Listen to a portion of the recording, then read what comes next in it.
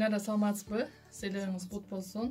Түркиянын ТРТ каналы тарабынан уюштурулган Келечектин илетишимчилери кинофестивалына кантип катышып калдыңыз? Бул менин дипломдук ишим болгон тасма. Анан негизи эле бул фестиваль жылына түрк тилдүү мамлекеттер арасында өткөрүлүп келет. Анан бизге дагы ошол университетке сунуштар келет жыл сайын, ошол татыктуу фильмдер болсо жөнөткүлө деген. Анан ал жакта чек жок, каалаган адам жөнөтө алат. Болгону студент деген статус болуш керек.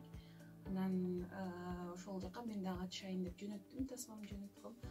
Анан ошол туура келип, бизге ошол биринчи орунга ээ болду. Жакшы. Фестивалга бирок пандемияга байланыштуу сиз бара алган жоксуз, э? Негизи фестиваль кандай шартта өттү? Онлайн өттүбү же офлайн өткөрүлдүбү?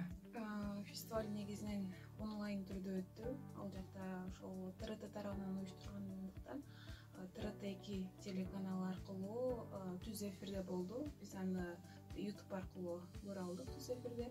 Анан фестиваль баштала электе бизден ошол видео обращение сурашкан. Жөнөткүлө эмоцияларды билдирген деп аны жөнөткөнбүз. Ошондо өздөрү кошуп, анан түз эфирде болду. Сиз ошондо фестиваль башталганга чейин эле утканыңызды билдиңиз беле?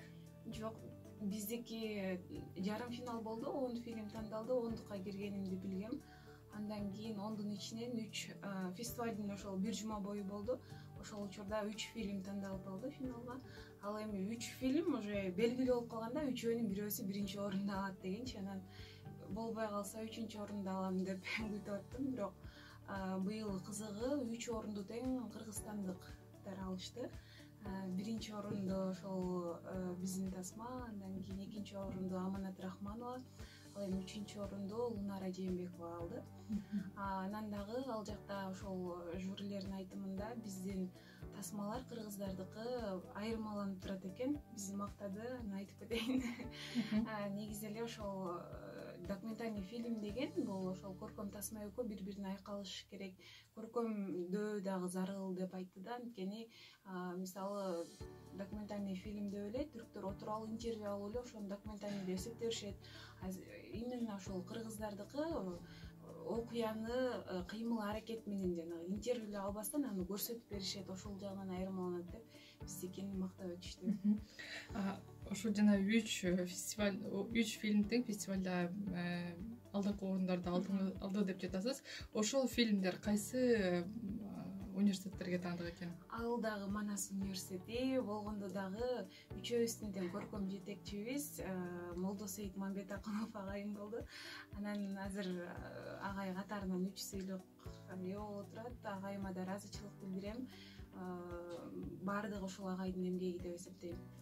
Чындыгында кыргыз эл артисти Молдосейит Мамбетакуновдун эмгеги студенттер үчүн, бүгүнкү жаштар үчүн баа жеткис. Негизи бул фильмдин идеясы кимге таандык болду?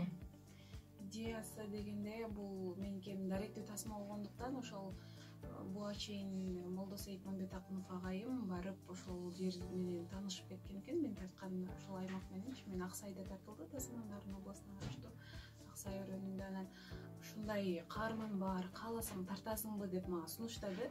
Анан кызыктуу каарман болду мен үчүн аябай. Анан изилдеп көрөйүн деп күздөн баштап кышка чейин изилдеп отуруп, анан теманы анализ жүргүзүп, анан тартса болчу да экен. Чыныгы ушул менде тартылган каарман башкалардан айырмаланып турган каарман негизи эле. Анан агайыма таандык десем болот ошол идея. Азыр Тайгак жол тасмасы туурасында, каарман туурасында очкой айтып кеттиңиз. Анда негизи Тайгак жол тасмасынын жалпы мааниси, каармандары тууралуу айтып берсеңиз. Азыркы учурда негизи эле Кыргызстанда маданият болгон басым бир аз мындай мурункуга салыштырмалуу менин байкашымча анчалык көңүл бурулбагандай сезилет. Анан ошону дагы фильмге камтып кеткенге аракет кылдым. Тасмада ошол Каникей деген кыз тартылган, ал тоо арасында жашаган чабандын кызы. Искусство эмес эле телефон деген түшүнүктөн дагы алыс кыз. Ал такыр эле телефондук байланыш жок, тоо арасында жашаган эле карапайым адамдын кызы. Анан ал Каникей телевизор тартат экен, аны дагы ошол күндөн алган свет аркылуу көрүшөт экен да телевизордучу. Анан ошондон фигуристкаларды көрүп ал дагы ошондой болом деп кыялданат экен. Анан ал жакта шарт жок, бутуна коньки жок, бирок ал бутуна пакет кийип алып, ошол менен тебип аракет кылып, өзүнүн баягы ичиндеги жан дүйнөсүнүн муктаждыгын аткарганга аракет кылып атыш экен.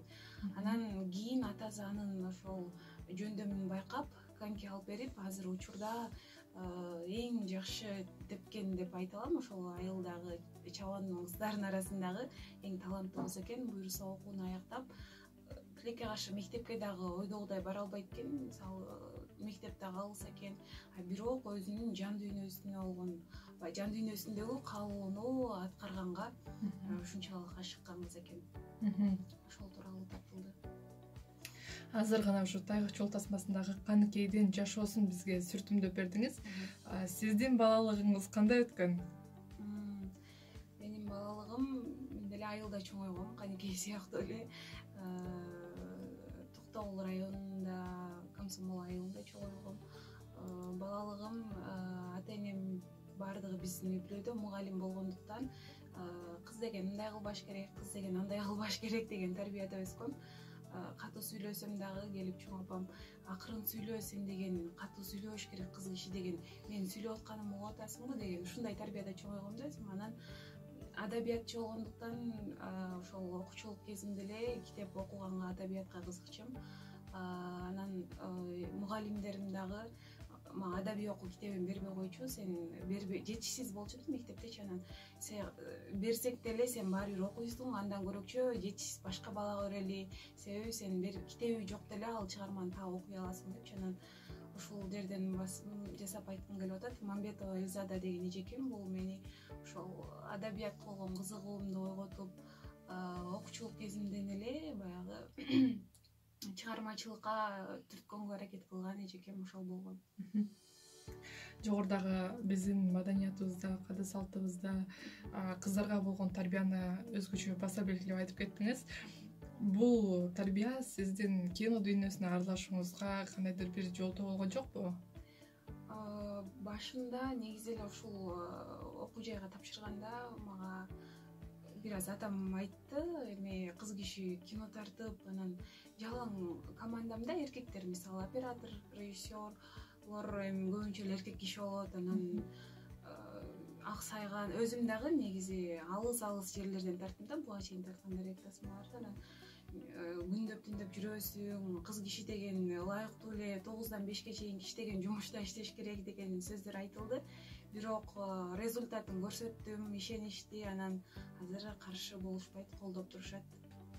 Бул Тайгак жол тасмасы сиздин кино дүйнөсүнө болгон кадамыңыздагы дебюттук тасма эмес экен, жана дебюттук жеңиш эмес экен.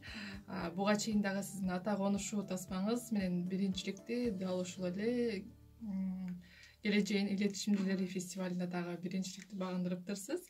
Бул абдан кызык окуя болду. Бир эле фестивалда 2 жыл катары менен биринчиликти багынтуу. Ооба, кызык болду. Бул жылы мага бербейт болуш керек деп ойлогом. Анан негизи эле Турция мындай ал жакта биздин жаратылыш алар үчүн кызыктуу көрүнөт экен да. Меники жаратылыш койнунда тартылган.